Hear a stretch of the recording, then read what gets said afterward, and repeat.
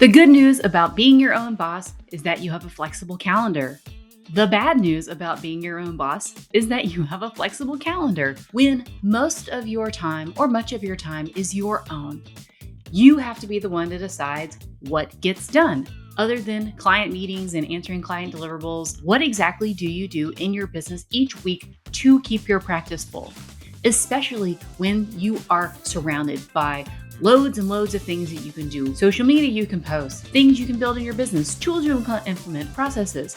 It can be really overwhelming. So in this video, we're going to talk about the 5 core activities I do in my business each week that keep my practice full. Let's dive in.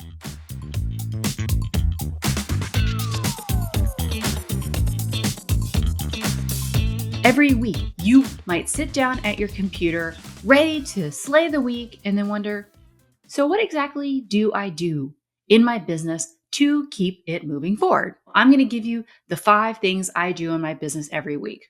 But spoiler alert, I don't do them all in the calendar week. I actually start this week, last week. So at the tail end of every week, I do my first task, which is I look at my task list and my calendar for the upcoming week. I look at my calendar for the upcoming week and I ask 3 questions. Is everything there that should be there? Do I have a client deliverable that I need to prep for? Is anything there that shouldn't be there? Maybe this week I don't have time to go to the networking event that I sometimes go to. Do I have enough space in my calendar for 2 important things? 1, do I have enough space on my calendar to do my business building task? We'll talk about this in step 2. That's oftentimes in my highest energy time period. And then do I have enough time that's blank, that's not booked with clients or going to be run over by admin to handle what inevitably comes up? I call this shit go sideways times because we don't know what's going to happen counter to plan. It could be something positive where we get an unexpected inquiry or proposal we want to respond to quickly, or it could be something that pulls us off track in a negative way, like we got sick, or a child got sick, or a parent got sick, or a dog got sick, or maybe a client came in with an urgent request that you weren't anticipating. So we want to make sure we know what things we have to get done next week, we have time set aside to do them, and we have enough white space for both the deep work that moves our business forward, but also to handle things that come up. And we manage our calendar and our task list accordingly before the end of the week so we're prepared to handle what comes in next. Also, at the tail end of that, I'm deciding what business building task I'm going to take on in that time slot I designated for it. So that's step 2. Choose one task that moves your business forward from a building perspective every week. And this is not the routine running of your business. This is doing tasks that make the running and building of your business easier. For example, this YouTube channel. It took me roughly 6 months to start filming YouTube videos because every week I had to take on some small portion of that big project. So this studio didn't happen all at once. I hired a designer. I bought the camera equipment. I installed the camera equipment. I hired an editor. I started scripting videos. I developed my channel premise. Each of those tasks probably took an hour or 2 every week over the course of 6 months because I was working on other projects in between, but it probably would have taken me like a good solid 2 to 3 months to do all these things. Could I have done it in a weekend? Sure.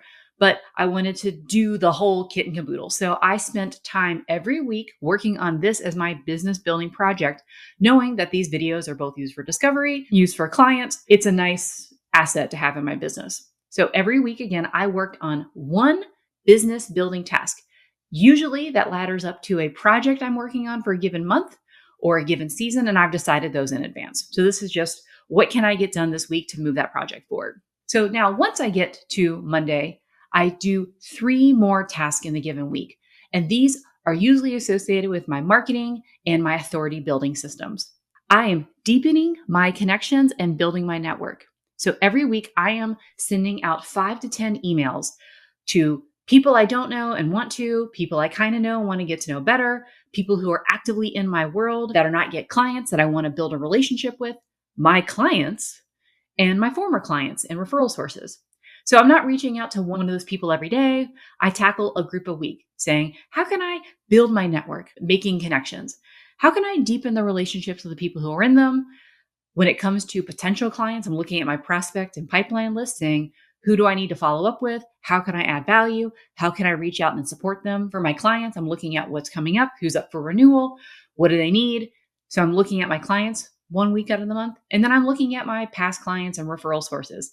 How can I follow up with them, see what they need? How can I be of service and stay in their world? So every week I am sending DMs, Voxers, WhatsApps, Instagram messages, emails, wherever they are, I am coming to them saying, hi, I'd love to support you. How can I help? So I am sending out 5 to 10 of those connections and having those conversations each week. The next thing I'm doing, so this is step 4, is I am pitching for collaborations. One of the most powerful ways in a relationship-driven business to get your work exposed to new customers, so this is the connection stage of the 4 stages of marketing and sales, is to borrow other people's audiences. Borrowing other people's audience could be like collaborating on a newsletter swap. It could be collaborating on a summit. It could be sponsoring a summit. I just sponsored the Neurodiverse Entrepreneurship Summit. Maybe some of you found me from there.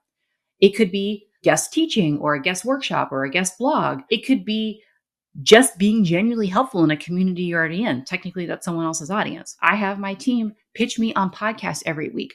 So again, while that's part of my business, that's something that's working behind the scenes every week to make sure that I am always getting in front of new audiences. So every week I am looking to say, how can I powerfully and in a collaborative fashion borrow someone else's audience and also use my audience and spotlight other people. So how can I be generative in my collaborations, being like, you and I can add value here. How can we add value to each other's audience? So these 2 tasks cover in a relational fashion the 4 stages of marketing and sales, because I'm deepening relationships with people I know and growing awareness in connection with people I don't. And the final task I do every week is I write. Now, writing for me is a way to think. I think, therefore I write. I write, it helps me think. I'm running an authority style business based on thought leadership and expertise. So the only way I communicate that is by writing. And the only way I think deeper thoughts that I can communicate is by writing. I start my writing process through a long form piece that I write every week. That doesn't need to be where you start. Maybe you are publishing a lot on social media and deepen one of those pieces in a newsletter.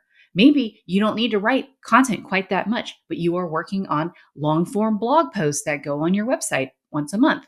You may be working on a book, but really you want to have the sequence of thinking to writing to getting feedback to thinking to writing. And that it can be short form, long form. But if you're running a relationship business and you're running a business based on authority, you want to be deeply thinking and deeply publishing every week. You don't have to publish that to a newsletter every week, but you want to be in the process of writing and thinking once a week. So to recap, the 5 tasks I do in my business over the week period keep my business full. 1, I am reviewing my task list in my calendar every week to make sure I've got the right time focused on the right activities. 2, I am doing some kind of business building task that makes running my business easier over time. So I'm taking one task from that bigger project. 3, I am building and deepening my network. So people that I kind of know and want to know better, people who I don't know, and people who are already in my world who I want to be in a deeper relationship with. 4, I am pitching collaborations to get in front of and borrow other people's audiences and serving my own up at the same time. How can we all spotlight the work we're doing and establish authority in colleagues' businesses? And then 5, I am deepening my authority, my expertise, and how I talk about my work through writing. Yes, that might mean I also publish some on social media. That may mean it turns into a YouTube video like this or a blog post that goes on my website. But every week I am thinking deeply and writing deeply about my work. These are the 5 practices that, while don't always seem sexy and feel kind of repetitive. Yes, I do these every single week, but doing them over and over again, getting better at them, carving out the time to do this pays dividends. Each of these tasks could be done in roughly an hour a week. So in 5 hours, that's 5 key tasks that add a little structure to your calendar. You might not necessarily do these tasks at the same time every week, which you will know if you do your calendar and task review on a Friday. But I promise that doing these tasks repeatedly will build up your business root by root over time. Let me know which of these practices you do already, which of them you don't do and you'd like to add in, and let me know how I can help. If you like this video, make sure to like, subscribe, and again, keep coming back for more deeper business. Thanks.